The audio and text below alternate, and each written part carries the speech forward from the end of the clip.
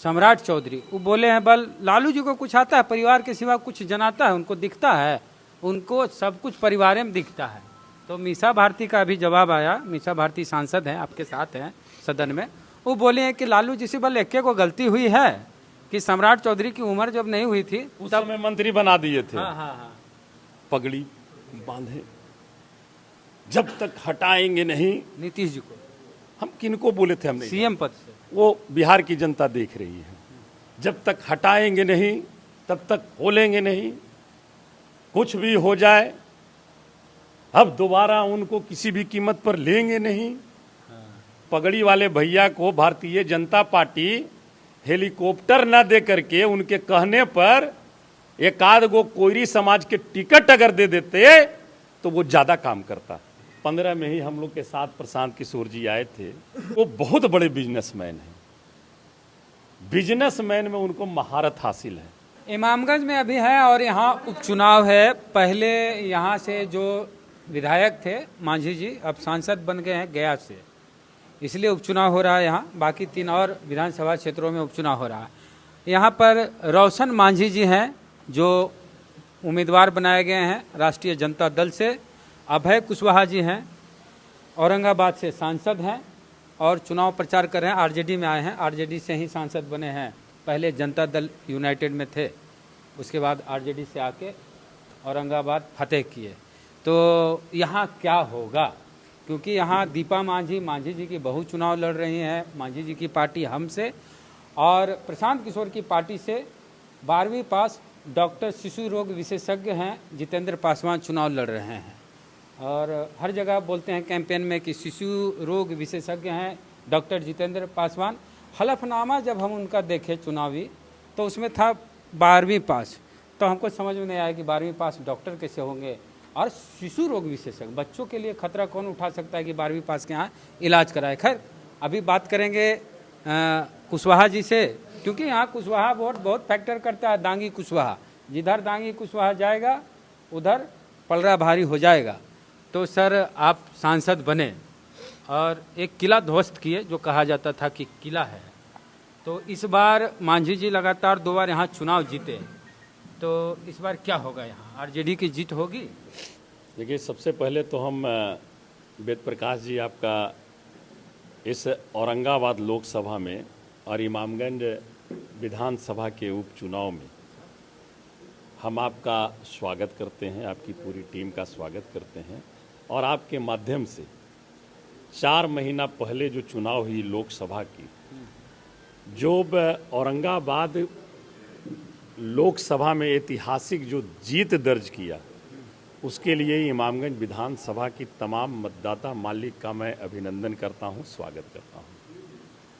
ये जाहिर सी बात है, हमारे बगल में आप देख रहे होंगे बैठे हैं, महागठबंधन से राष्ट्रीय जनता दल के रोशन मांझी जी प्रत्याशी बनाए गए हैं।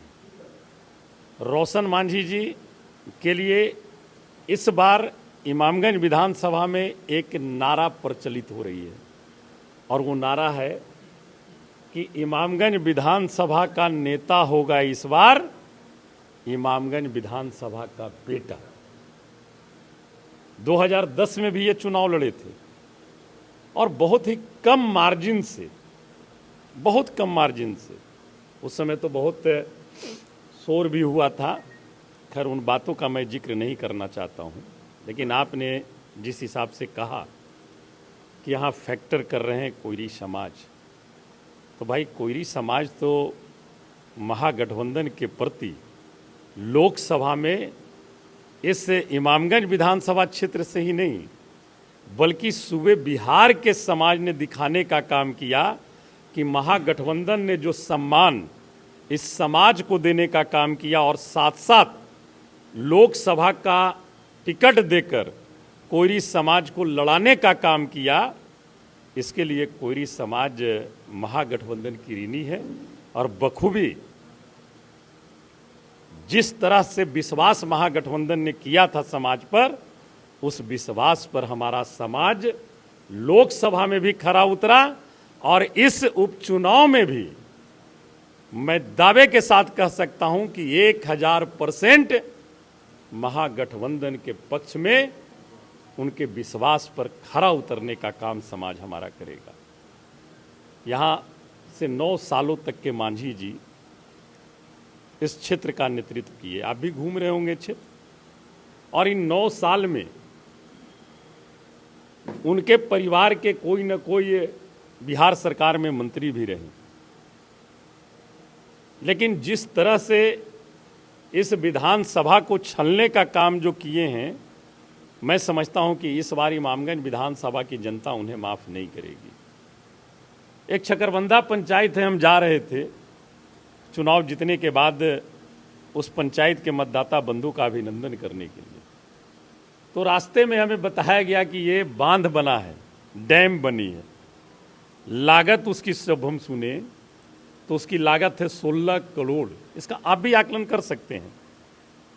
आप भी ये जो मैं बातें बोल रहा हूं उस चीज का आकलन आप भी कर सकते हैं, और आकलन कर करके आप उसको बता सकते हैं कि ये निश्चित तौर पर जो ये डैम बना है इसमें बहुत बड़ा घोटाला हुआ है। और वो विभाग किनका था? लघु जल संसाधन सिंचाई विभाग का। किनके पास था वो विभाग? संतोष कुमार सुमन। अब समझ लीजिए, ये तो जो भी मैं बात बोल रहा हूं ये देखने की चीज है। आप देख सकते हैं किसी भी तरह से जहां भी हम गए, लोकसभा चुनाव में भी मैं जब घूम रहा था तो सबसे ज्यादा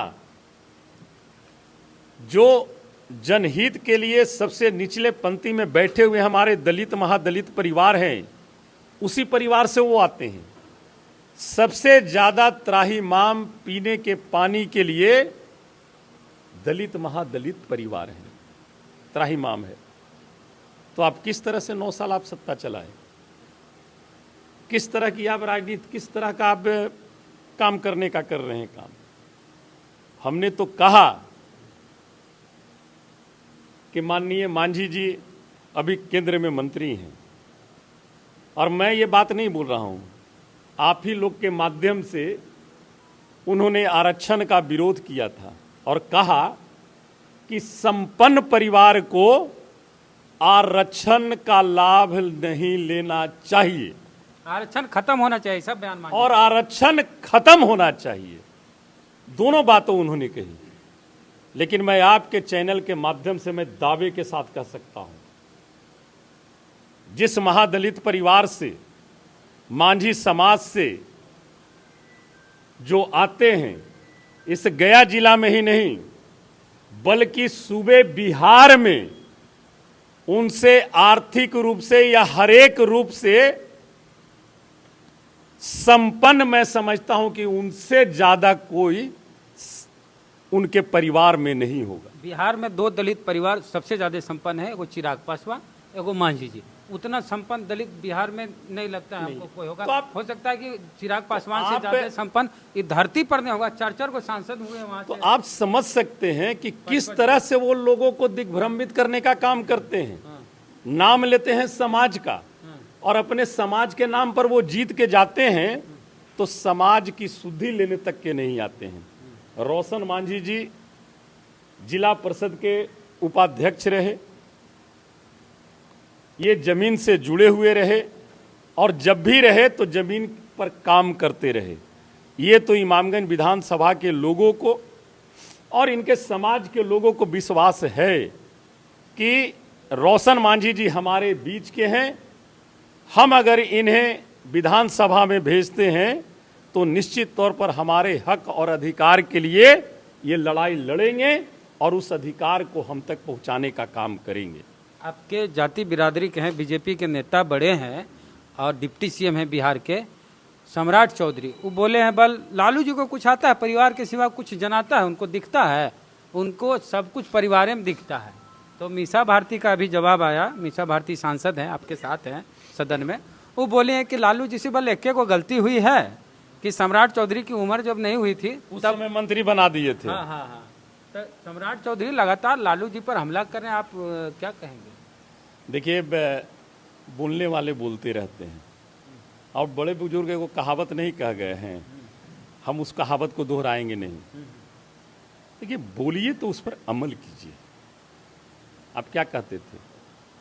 पगड़ी बांधे, जब तक हटाएंगे नहीं। नीतीश जी को हम किनको बोले थे? हमने सीएम पद से। वो बिहार की जनता देख रही है। जब तक हटाएंगे नहीं तब तक खोलेंगे नहीं, कुछ भी हो जाए अब दोबारा उनको किसी भी कीमत पर लेंगे नहीं। दरवाजा खिड़की सब बंद है। किस तरह का बात करते हैं भाई? बिहार की महान मतदाता मालिक जनता देख रही है सब कुछ। आप बहुत अपने आप को पावरफुल समझ रहे थे तो 17 टिकट मिला था, 17 सीट पर न लड़ी उनकी पार्टी। हाँ, लोकसभा हेलीकॉप्टर पर तो वो घूम रहे थे। मैंने कई को जगह लोकसभा के दौरान कैंपेनिंग में बोला कि पगड़ी वाले भैया को भारतीय जनता पार्टी हेलीकॉप्टर न दे करके उनके कहने पर एक आध गो कोयरी समाज के टिकट अगर दे देते तो वो ज्यादा काम करता। बीजेपी एक भी टिकट नहीं, 16 पर जदयू बीजेपी चुनाव एक टिकट भी नहीं। 16 दूनी 32 और मैंने 6 को चिराग पासवान 3238 वेद प्रकाश मांझी जी को। वेद प्रकाश जी और मैंने जिनको चुनाव हराया हाँ, उनके समाज से 6-7 प्रत्याशी थे भारतीय जनता पार्टी के। आप देख लीजिएगा लिस्ट। तो सिर्फ खाली बोलने से नहीं होता है। आप देखिए ना भाई, यहां बेलागंज लग रहा है कि पूरी सरकार, अरे भाई लोकतंत्र है, चुनाव है, लोग को अपने हिसाब से चुनने दीजिए ना। काहे छल कर रहे हैं, काहे जुमलेबाजी फैला रहे हैं? अब जुमलेबाजी में लोग फंसने वाले नहीं हैं। माननीय आपने कहा कि हम पहले जदयू में थे। हाँ हाँ, आप पिछली बार आप बेलागंज से चुनाव लड़े थे, पिछली क्या 4 साल पहले जनता दल यूनाइटेड तो उसी का मैं जिक्र कर रहा हूं। हाँ। इसके पहले भी जब हम विधानसभा के सदन में पहुंचे थे तो उस समय भी महागठबंधन से ही हम पहुंचे थे। 2015 में जिस समय लालू नीतीश जी एक साथ थे। आदरणीय लालू जी, आदरणीय नीतीश जी एक साथ थे। और इस बार भी हम सांसद बने तो महागठबंधन से ही बने।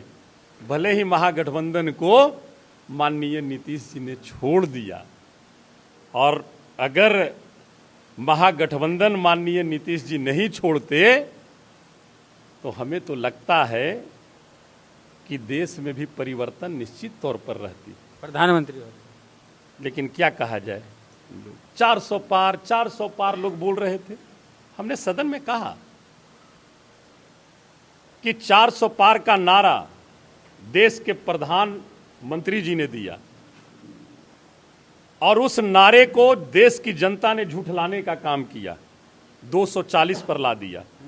इसका मतलब है कि देश की जनता का विश्वास प्रधानमंत्री जी पर नहीं है। अगर रहता तो 400 पार कर देता।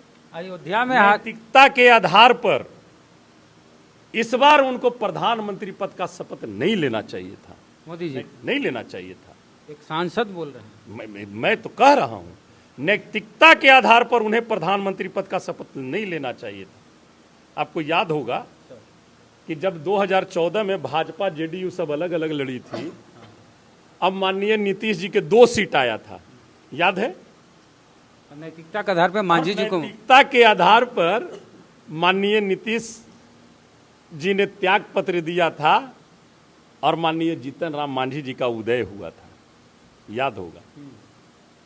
तो आप भी तो 400 पार कह रहे थे, 240 पर स्पष्ट बहुमत भी नहीं आई। लेना चाहिए था। 2 बैसाखी है तो निश्चित तौर पर जो बैसाखी है उस चीज को भी मैं समझ रहा हूं, और क्या दिया बिहार को उस चीज को भी हम लोग समझ रहे हैं।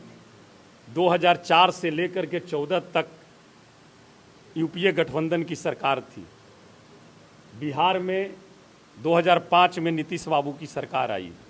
आप उठा करके देख लीजिए, ग्रामीण कार्य विभाग माननीय रघुवंश बाबू, श्रद्धेय रघुवंश बाबू मंत्री हुआ करते थे।